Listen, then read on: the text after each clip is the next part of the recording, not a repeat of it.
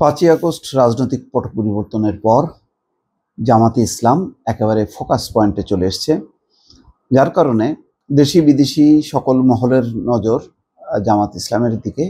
যে পরিবর্তিত রাজনৈতিক প্রেক্ষাপটে জামাতের অবস্থানটা কেমন হয়, তারা গণতান্ত্রিক ধারায় নাকি আবার উগ্রবাদের ধারায় তারা চলতে চায়, তা নিয়ে নানাভাবে প্রশ্নের সম্মুখীন হচ্ছে জামাত ইসলামের নেতারা। জামাত ইসলামী খুব চমৎকারভাবে সেই বিষয়গুলি মোকাবেলা করছে, তারা তাদের অবস্থান জানান দিচ্ছে। তো আনন্দবাজার পত্রিকা বিশেষ গুরুত্ব দিয়ে একটি সাক্ষাৎকার ছেপেছে। আনন্দবাজার পত্রিকার শিরোনাম হচ্ছে ভারত বিরোধী নয়, সম্মান ও সমতা নিয়ে সুসম্পর্ক চাই।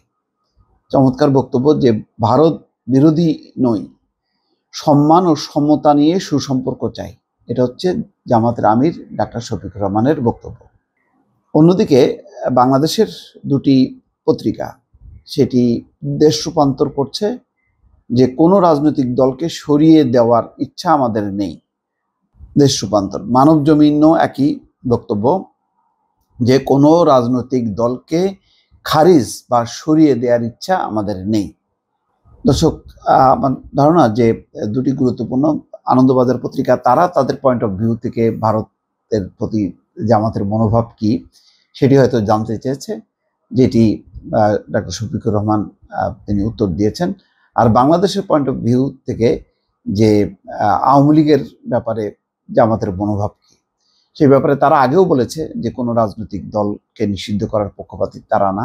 এখনো তারা বলছে যে কোনো রাজনৈতিক দলকে খারিজ বা সরিয়ে দেওয়ার ইচ্ছে জামাতের নেই।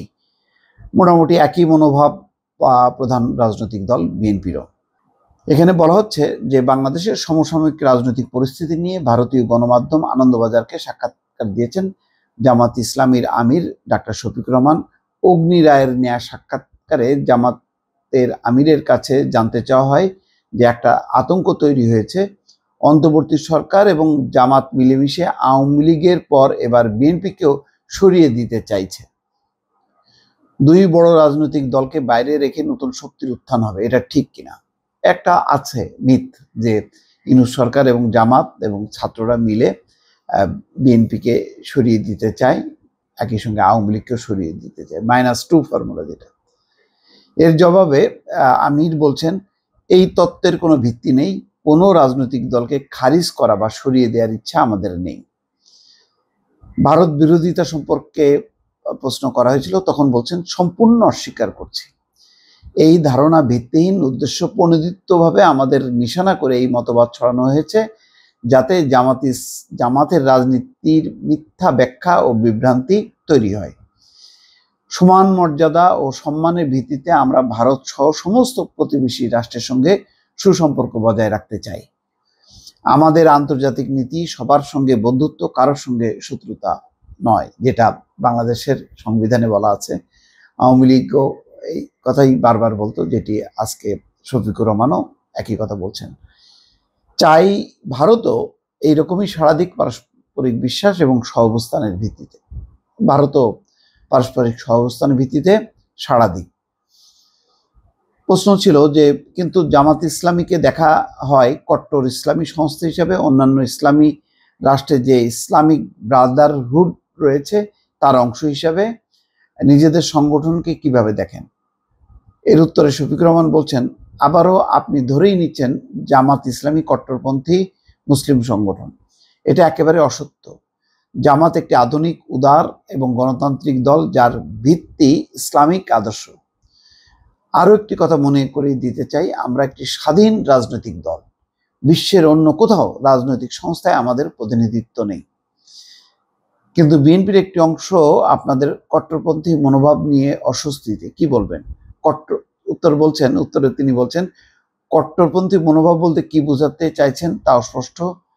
আপনাদের কাগজের মাধ্যমে জোরালোভাবে আবারও বলতে চাই, জামাত একটি আধুনিক, উদারপন্থী গণতান্ত্রিক দল যার আদর্শ ইসলামের।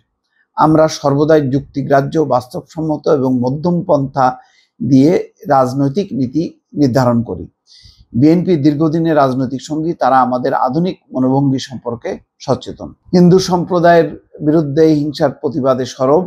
অন্তর্বর্তী সরকার আসার পর থেকেই কি ভরসা দেবেন?